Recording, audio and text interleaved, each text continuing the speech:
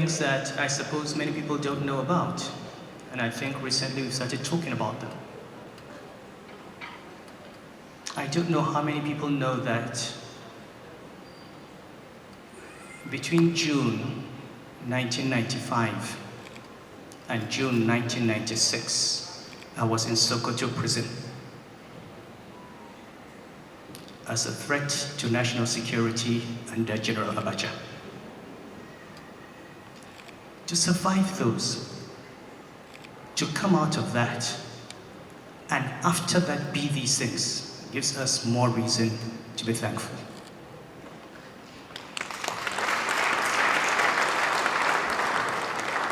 Many of the articles in this book started after that experience. Because when you are a direct victim of the injustice of a system, you experience it in a manner that people who only read about it do not.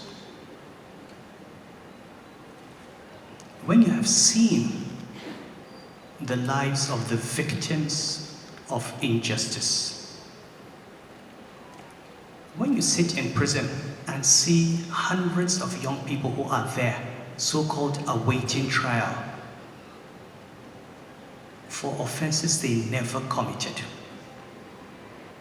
packed together like sardines, and you know they're supposed to go to court every 3 months. You know they never go to court? I don't know how many of you know that. They sent awaiting trial, they tell them come back after 90 days. You know what happens after 90 days? The wardens pack the arrest warrants, go to court, have the registrar stamp that the judge has given them another 90 days. They never get out of prison. They can be forgotten there for years for an offense whose punishment should be only 6 months, even if they were guilty. I met convicts who said they never committed the offense. But they have learned that if they said not guilty, they would be waiting trial for 2 years. So they say guilty and they get jailed for 6 months.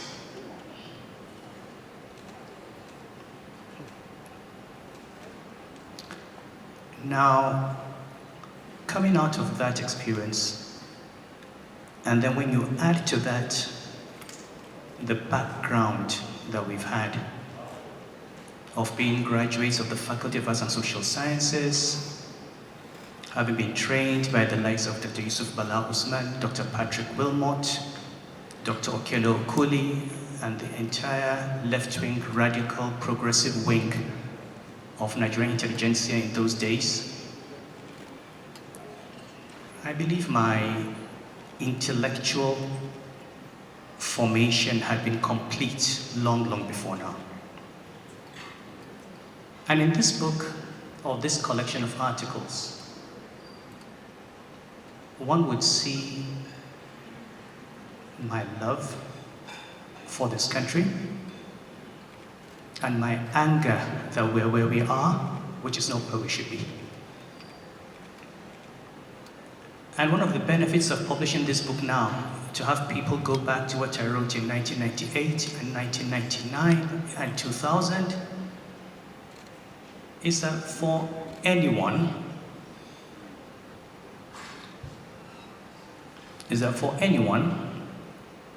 who probably is not aware, if I make a criticism in 2022, I did not start today.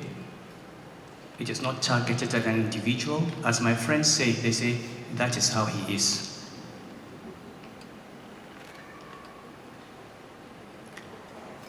One of the greatest things I've learned in life is that being Nigerian is a great thing. As you see, I was sent to a Catholic school at the age of 8. I saw today one of my friends, Yusuf Upam. Where are you, Yusuf? That's Yusuf Upam. Yusuf Upam and I were in St. Anne's from the age of 8, and then we're in King's College. And by the way, I led the first riot in my life, the first demonstration in my life at the age of 8, and Yusuf was my deputy.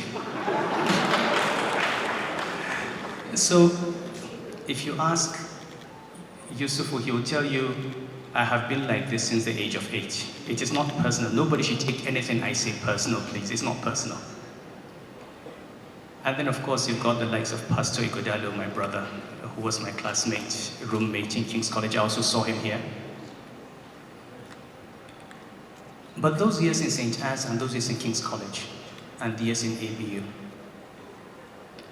exposed me to a network and then my career in banking. Obviously under the influence of my father, who insisted that I must not remain in a local environment. He insisted on pulling me out. He insisted on saying, go out and mix around. And you know, when I was in Niger and I got a letter of and I was told I was suspended from the central bank, I said, let's go to Lagos. When I was in Kano and I was excused from government duties, I said, let's go to Lagos. I didn't say Sokoto or Borno because I feel at home, as much at home in Lagos as I feel anywhere.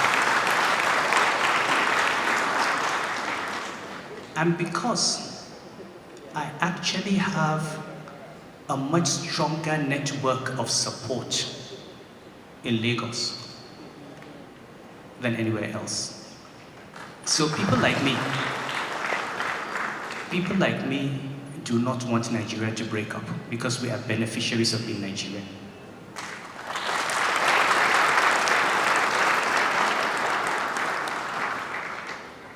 I keep apologizing to my friends because it's very difficult to be my friend.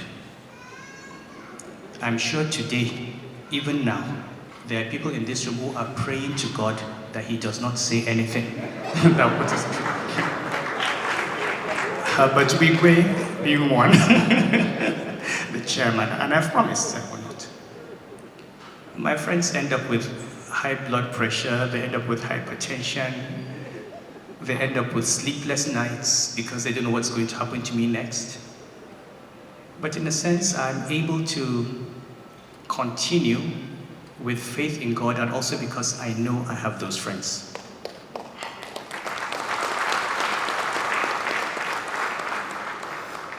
And I can go through many people in this room and talk about many ways in which you've impacted my life. When I was suspended from Central Bank and I came, Nasir El-Rufai was at the airport in Lagos with Wale Edum and a few others who were here to meet me.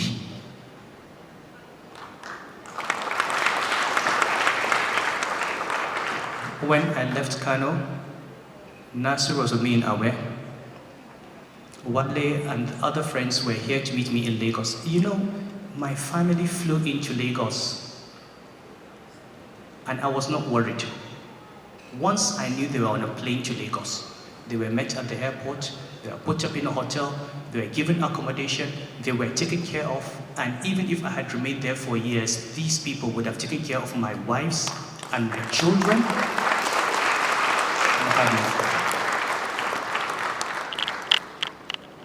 So of all the things I'm grateful for is the friends I have. You know, this whole thing was paid for by Herbert Wigwe.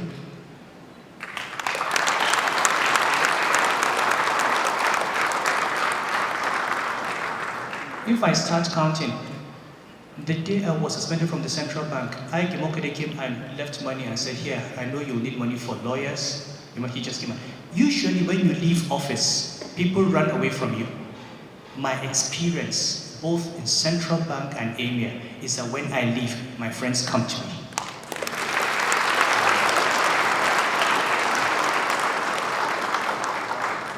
I don't embarrass myself about what they did and what they've continued doing. Just to say that I have a friend who continues letting me have a private jet everywhere I'm going, to the extent that people believe I own that jet. And,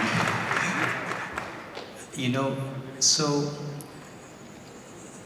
I have nothing but gratitude to all of you, all my friends, and I think this was an evening opportunity for me to thank you for being there and for being in my life.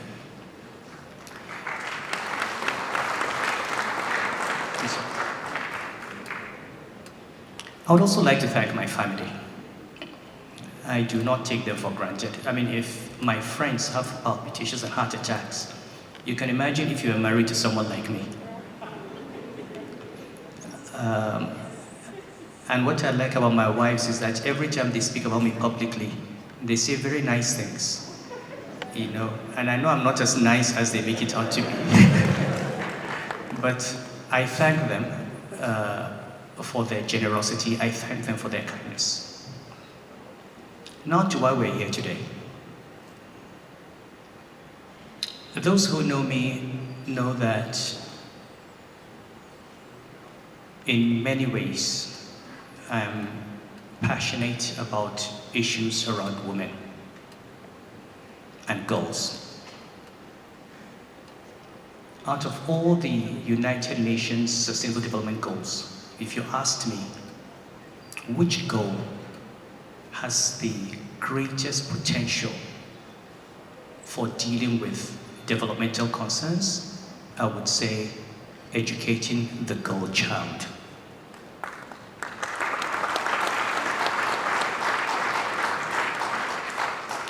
Now, think of that interview on the economy. Look at the rate at which our population is growing. Look at fertility rates. In many parts of northern Nigeria, average fertility rate is at least 8 children per woman. In the south, it looks very low at 4. But compare those rates to countries like Ghana and other countries that have reached demographic transition, I find that even at 4, it's high. And we're not talking about 8 children for wealthy, upper middle class, educated families. We're talking about 8 children, 10 children, 17 children, 20 children for people who are barely able to afford 1 meal a day, who cannot educate them, who cannot feed them. The population in this country is, I believe, at least 6 times what it was in 1960. On the same land, on the same resources, and in fact on diminishing resources, because you've had ecological disasters in the Niger Delta, you've had desertification, you've had a loss of the water of the Niger Delta. And this is where I don't agree with people like Wale Adib, all those people who think that traditional institution doesn't have a role. The only way we can address these concerns around educating the girl child, around reducing the fertility rates, around focusing on quality and not quantity, is through the traditional and religious institutions. They cannot be legislated. The politicians have a role in this country, but this country will only come out when all of us recognize the importance of each of these areas. You need the traditional rulers, you need the religious leaders, you need community networkers, you need the primary school teachers, you need to have an entire network of social orientation. You know, we have spent too long looking to the government to solve our problems. The government cannot. It can solve some problems, it is a very important element, but if we all want to be in government, we'll find that there are things with all the power of government that we cannot. How do you deal with these issues, with these social issues?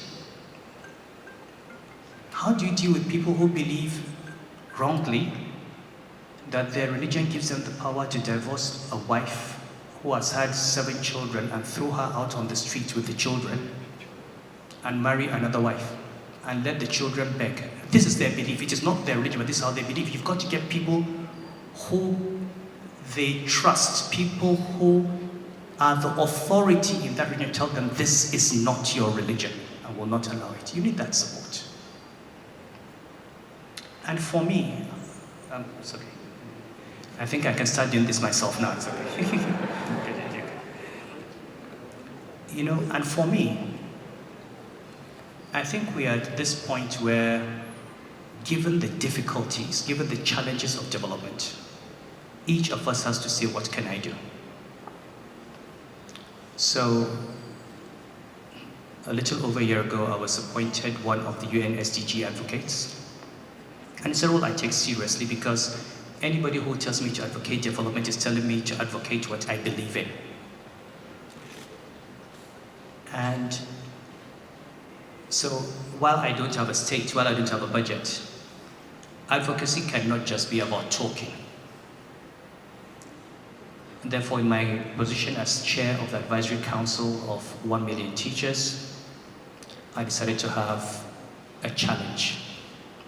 And this is why we're here today. I keep saying it's not a book launch. It's not a book launch because not one penny that is raised today will come to me.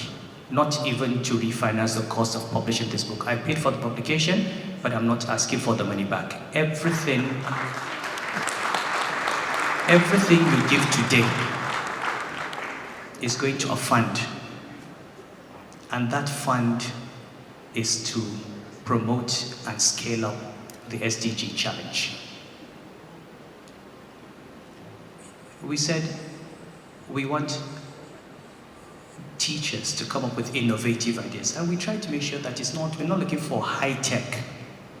You know, primary school teachers working in rural communities, working with people, just tell us what ideas you have for improving the quality of education to the poor and underserved areas of Africa. And let's see which ideas are cheap and scalable. You know, we had 900 entries from across Africa. And over months, working with Queen's University, we kept scaling them down, cutting them down until we arrived at 10 winners.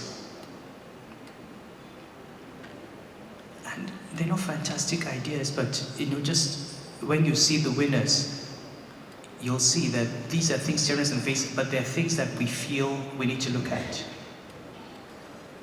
There's a young lady in Kaduna who has a dyslexia center. I mean, people don't think about dyslexics. We don't think about them, and they're all over. And by the time she did her presentation on why it is important to look at dyslexics and to understand them and to cater for them and to provide for their special needs, she had to be one of the winners.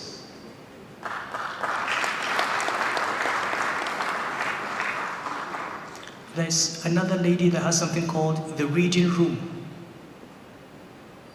When you hear about it, it sounds, oh, why didn't I think about it? A bus opened up, books inside the bus, you drive to a village, bring the children in, you teach them how to read, you teach them comprehension, you teach them critical skills. Imagine, you don't have to start building libraries in every village in a local government. You can take this bus round, one village to another, one village to another. If you do it on a regular basis, all the children in that area will get access to books and to teaching that they never had when they were sitting there. Or the young man in Lagos who has devoted himself to educating prisoners, just going to prisons and trying to get them qualified. Or the young girl in Kano who's teaching them crochet.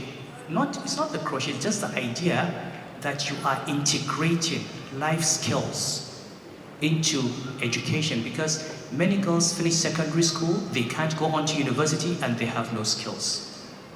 So we'll see these ideas. And initially it was just a challenge, and I said, okay, so we've got this challenge, we've got these winners, what next? We need to start a process of doing pilots, of scaling them up, of making these ideas use. What is the use of having an idea that does not, and there was this lady from Namibia, Jane, I think she's here. Jane is here. Is she here? Yeah, Jane is here. You know, who's done extremely well in terms of getting young people to write and have writing competitions. And so in one of the conversations with 1 million teachers, they said, you know, we're going to need money to do this, and it's going to be difficult. And I said, how much do you need? And they went and did some numbers to make an impact. You will need at least $2 million, what it is. And I said, okay, we'll raise it. And they were shocked. I said, I have 2 brothers, just 2 brothers. I'm going to talk to the governor of the central bank. I'm going to talk to the chairman of the bank CEOs, Herbert Wigwe. Between them, phone calls to my friends and brothers in the banking industry. I assure you, on one night, we will raise this money. I assure you, they did not believe it. You know, these are teachers. You know, I told them, I know what I'm talking about. I know my banks. And we also have friends. When you now add Aliko, when you now add Abdul Samad, when you now add Mangal, when you now add all this, you know, I said, we will raise this money. So, I had no doubt. Once I spoke to Godwin and he said, Your Highness, I will support you. And I spoke to Herbert and he said, Your Highness will work on it. I was not worried about raising the money. What I really wanted was to see you, to sit with you, to celebrate this day with you, to let you know what the money is going to be used for, and to hope and pray that this fund will grow and be a major catalyst for the kind of change that we want, for delivering education. You know, we don't know what it's like for a child not to have access to primary school education. You can't imagine it. More than half of the girls in the north don't complete primary school. Those are the statistics. What is the future? Until we educate that generation, the future. Now, we think we have a problem now.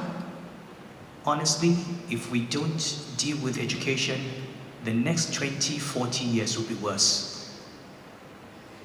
And I know that a number of governments have focused, a number of state governments have invested in it, the World Bank is investing in it. It just is never enough. We all have to be committed to these goals. And I thank all of you who have come to support this. I thank all of you who have come to support me and pray for me. You will see the presentation. There's a board of trustees that will be chaired by Herbert himself, and we have the former Finance Minister Mansour Mukhtar and a number of trustees whom you will see on the screen later. But I'm happy on this 60th birthday to make this my gift to the poor, marginalized girl. And I hope and pray that if through this fund we can get cohorts of rural girls whose future today looks like a future of being taken out of primary school from primary 5, if in the next 12, 13 years, we'll get these girls gain admission into medical schools, into engineering faculties, into faculties of architecture, and come back to their village as medical doctors and engineers.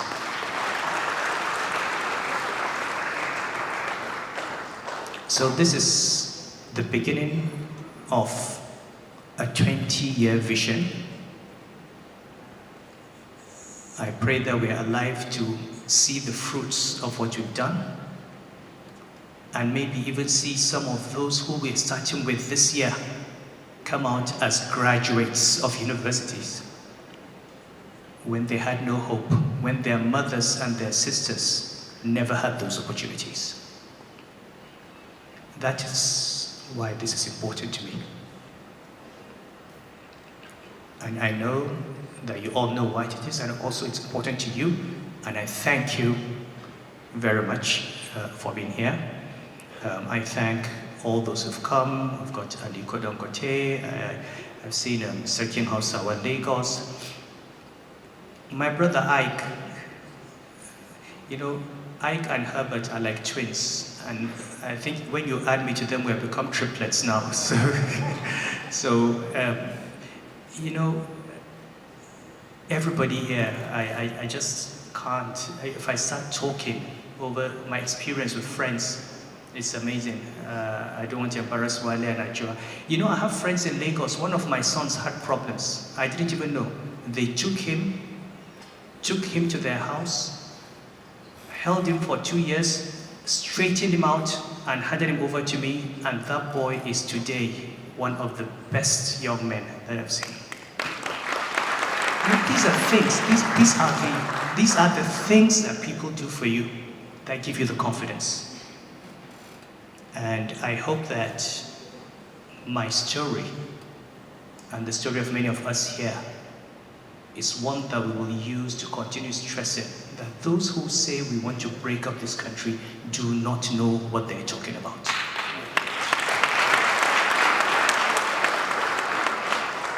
We can't. We have to keep this country together. It's imperfect. And if we complain about it, it's because we love Nigeria. And hopefully we will not just complain. Hopefully we will put hands together with those who are in this very, very difficult path. I said it in this video. I honestly don't know what I would do if I was sitting in Godwin's seat. I don't know. The problems he's dealing with, I dealt with problems, but I think he's dealing with far more serious problems. And those who love this country will just say, you know what? How can we help? In our own way. And we hope that the government itself will understand and listen. And Nigerians, my final word on my 60th birthday. I'm not a carrier of bad news. But Nigerians have to understand that the way we have run the state, the way we have run our system is unsustainable. We cannot continue subsidizing fuel. We cannot continue subsidizing power. It is not done. Look at other West African countries. It is desirable, but it is not sustainable. And we have to be ready to make certain sacrifices. We've already made many, but if we don't make those sacrifices now to set the fiscal position of government in order so that we are not relying on excessive borrowing, we are placing the future of this country in jeopardy. This generation cannot continue borrowing to consume while passing the debt on to the next generation to pay. It's a difficult message for politicians to pass, but they have to pass it. Because if you don't pass it, and you keep giving Nigerians everything they want today, at the end of the day, you will leave the country on a time bomb. Those decisions have to be taken to put this country on the path of fiscal sustainability. And we all have to make those sacrifices. And we have to stop relying on the government for everything. I told them when they told me 5 minutes that I would speak for 5 minutes according to my wristwatch. My 5 minutes are up. I thank you very much for listening. And I wish you a very happy evening. I assure you this is the last time I'm speaking for today. Come on, Your Excellencies, ladies and gentlemen, let's hear it for the man of the moment, the birthday boy himself, His Highness Khalifa Mohammed Sanusi II, and his 5 minutes remark. We must find a pathway to sustainable development, but we must not wait for the government. We're all here to play a role, and that role is going to be unveiled very shortly. We have just 2 items before we begin to fundraise, so don't run away, don't escape. Security, lock the exits. I'm just joking.